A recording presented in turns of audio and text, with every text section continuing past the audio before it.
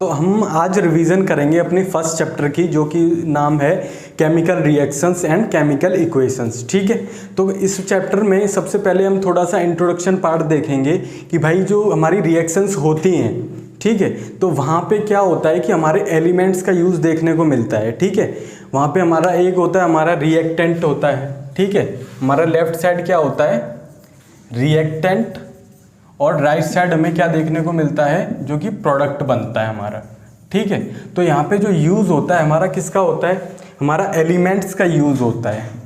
ठीक है, एलिमेंट्स का, एलिमेंट्स जैसे हमारे नेचर से हमारे 118 एलिमेंट्स से अभी डिस्कवर हुए हैं। ठीक है, फॉर एग्जांपल हमारे हाइड्रोजन हो गया, हीलियम हो गया, ठीक है, लिथियम हो गया, बेरिलियम हो गया, बोरोन, कार्बन, नाइट्रोजन, इस तरीके से हमारे चलते जाते हैं। ठीक है, और ऐसे ही हमारे जैसे कंपाउंड्स, ठीक है, जो एलिमेंट्स वन और मोर एलिमेंट जब कंबाइन होते हैं तो हमारे कंपाउंड्स बनते हैं। ठीक है, अब कंपाउंड्स फॉर एग्जांपल हम कुछ एग्जांपल देख लेते हैं, जैसे हमारा H2O हो गया, ठीक है, CO2 हो गया हमारा, ठीक है, हमारा सोडियम क्लोराइड हो गया, ठीक है, सोडियम हाइड्रोक्साइड हो गया, ठीक है, हमारा क्या हो गया सोडियम हाइड्रोजन कार्बोनेट हो गया जिसको हम बोलते हैं बेकिंग सोडा।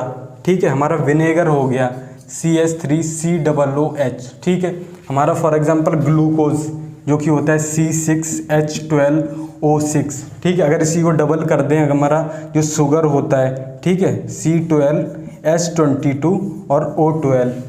ठीक है, तो इस तरीके से कुछ और भी कई सारे कंपाउंड्स होते हैं।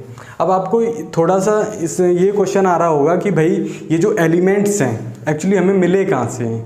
ठीक है, अब एलिमेंट्स जो होते हैं हमने पढ़ा था कि जो कि मिनरल्स, ठीक है, जो हमें अर्थ क्रस्ट से हमें मिलते हैं मिनरल्स।